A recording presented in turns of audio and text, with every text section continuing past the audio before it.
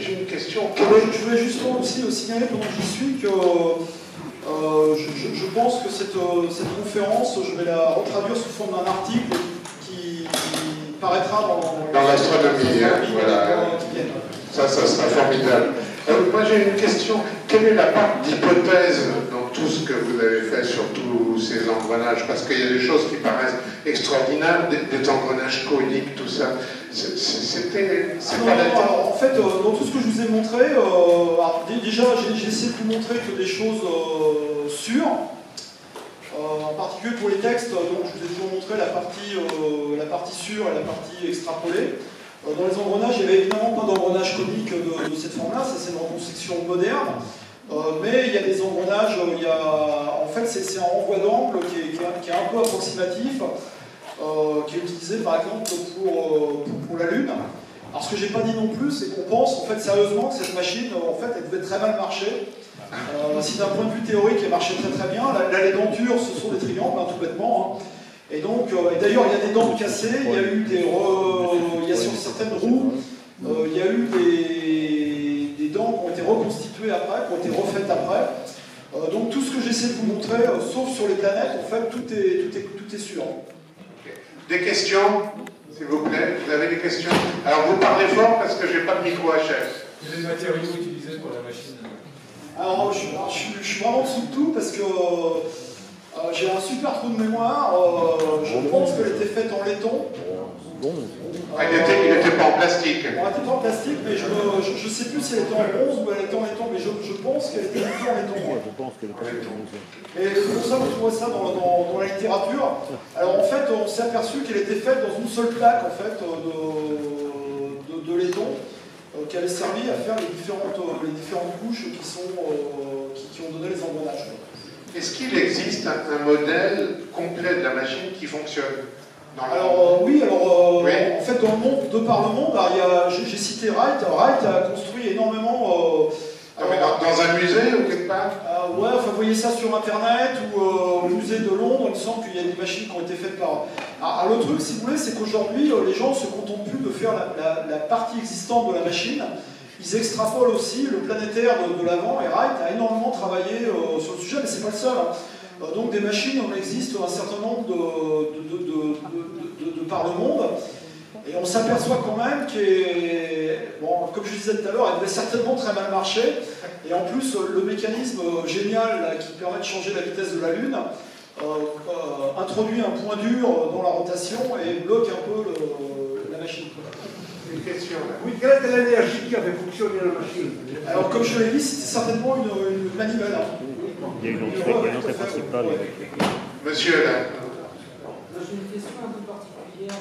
Là, vous avez traité au niveau des planètes et tout ça, mais moi c'est au niveau du mécanisme. Avec quels outils ils ont pu créer ces mécanismes? Alors en fait, tout simplement avec des sortes de limes. À la lime, C'est-à-dire que d'ailleurs, Wright fait une démonstration sur Internet où il taille quelques dents. Et les gens qui travaillent. Alors là, justement, je vais me retourner vers Madame Alix, là, qui est en train de discuter avec son voisin, qui elle-même, donc, pour construire ces astrolabes, ces sphères harmonières, etc., travaille beaucoup le laiton, hein, c'est ça. Hein.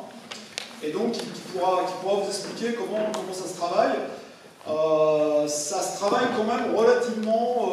Bon, c'est pas un matériau facile, mais ça se travaille relativement bien. Et donc, moi, je pense que tout simplement. Ils avaient certainement réussi à fabriquer plus ou moins des plateaux diviseurs, des choses comme ça. Et en fait, avec beaucoup de patience, ça me. Alors, moi, quand je vois ce que fait Madame Alix, par exemple, je me dis que les artisans ont vraiment savent faire des choses extraordinaires. Et en fait, je pense que cette machine, ils ont certainement passé énormément de temps pour la fabriquer. Il y a certainement eu des ratés, mais ça me paraît faisable à la main. Alors, entendons-nous bien, hein, ce que je disais à un moment, c'est que les engrenages, là, ce sont des triangles. Hein. Donc, c'est-à-dire, on devait les tracer avec un pointeau, comme on fait les travaux de mécanique aujourd'hui. Et puis, le gars, il coinçait sa pièce, et puis il va avoir une espèce de lime ou de pierre qui grattait jusqu'à ce qu'il ait obtenu la forme désirer, quoi. Les flancs dedans ne sont pas... Alors, effectivement, ça surprend tout le monde, mais vous savez, quand les gens ont commencé à faire de l'horlogerie, on est pratiquement, enfin là on est plus gros que de l'horlogerie, mais on est pratiquement dans l'horlogerie. Hein, et vous savez, les gens qui ont commencé à faire de l'horlogerie n'avaient pas beaucoup plus d'instruments. Hein. Une autre question, allez-y.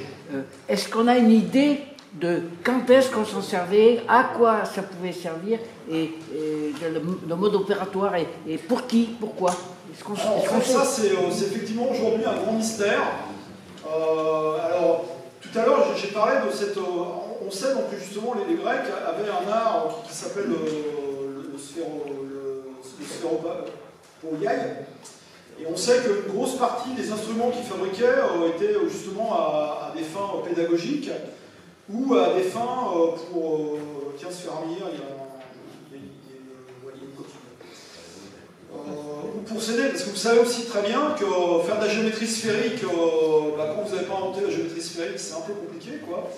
Alors que si vous faites une sphère armillaire, il y a des choses que vous pouvez démontrer. Alors on sait ça, par exemple, ils ont démontré des choses en s'aidant de sphères armillaires. Donc, mais là, on se perd beaucoup en conjecture parce que tout à l'heure, j'ai évoqué le fait que, comme il y avait un cadran qui devait donner les jeux, il y avait certainement un rôle social de la machine, et en particulier le calendrier métonique aussi devait certainement être une espèce d'anti-sèche, enfin d'aide-mémoire pour ce calendrier métonique excessivement compliqué. Mais tous les auteurs aujourd'hui ne sont pas d'accord sur l'utilisation de la machine. Non, la machine, on ne sait pas. Alors d'autant, ce qui est assez bizarre, il y a un truc quand même qui est assez rigolo, c'est que si je reviens des photos du début, la concordance du calendrier avec la concordance donc, du calendrier qui est là, le calendrier égyptien, avec les longitudes écliptiques, donne pas du tout une date réaliste de l'époque. Donc on est persuadé qu'avant que le bateau ne coule, en fait, quelqu'un est en train de jouer avec. Quoi. Il s'est mis dans une position qui était complètement farfelue, parce que ça ne correspond pas à une position de l'époque. Une question, peut-être encore une dernière question. Oui, là, si le mécanisme prévoyait les positions des planètes qui connaissaient à l'époque par rapport à un mécanisme d'engrenage, je suppose que ce n'est pas du tout compatible avec une vision qui est centrée sur la Terre, donc ils avaient connaissance que Non, en fait, ce que j'ai pas eu le temps d'expliquer, c'est que là, dans les essais de reconstruction qu'on fait pour les positions des planètes, si on prend un modèle à épicycle, hein, comme celui de la Lune, on peut tout à fait, dans un modèle géocentrique, redonner la longitude écliptique des planètes. Ça ne pose pas du tout de problème. Peut-être une dernière question, c'est moi qui vous la pose. Qui pouvait utiliser ça à cette époque, vu la technologie? À quoi ça... je veux dire, ça rejoint un peu la question. Un riche savant. Un ordinateur, tout le monde a un ordinateur. On se perd en conjecture. Alors, ce que je vous ai dit tout à l'heure, c'est que on sait qu'Archimède, par exemple, a construit un certain nombre de machines de ce type-là. Et il semblerait justement, enfin, on a toujours pensé que c'est un peu des élucubrations, le fait qu'ils utilisent de telles machines.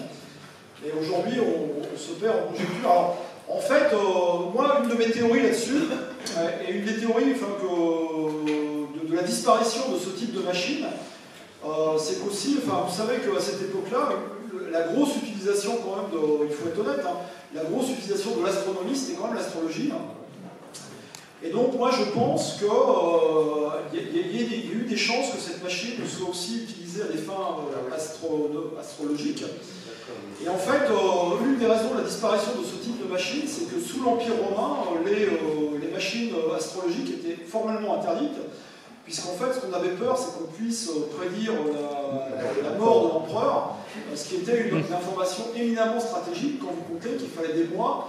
En fait, qu'à partir du moment où l'empereur était mort, il fallait des semaines et des semaines pour parcourir tout l'Empire, pour répandre cette nouvelle-là.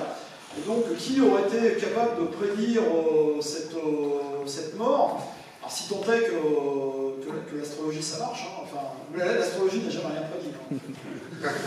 Ah, c'est Bon, mais je crois qu'on peut remercier Jean-Jacques Pujol.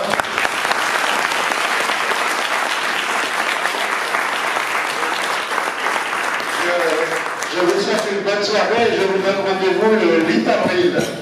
Réservation à partir de demain. alors, combien de figures, on ne sait pas.